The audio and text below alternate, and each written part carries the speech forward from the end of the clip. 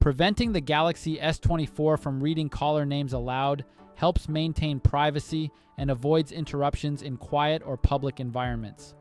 Here's how you do that. First, press the home button to return to your home screen. From the home screen, swipe down from the top to open the notification panel and then tap on the settings icon. In the settings menu, scroll down and tap on Accessibility. Next, navigate to and tap on Interaction and Dexterity. Under the Interaction section, select Answering and Ending Calls. At the top, you'll find the Read Caller Names Aloud toggle button.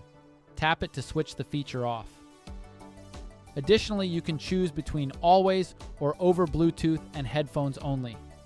After making your selection, press the home button to return to the home screen.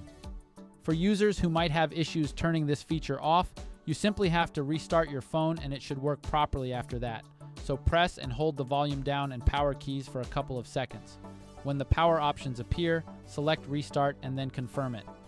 After the reboot, your Galaxy S24 should no longer read caller names aloud. Thanks for watching this video. Don't forget to subscribe to my channel for more helpful tutorials and tips.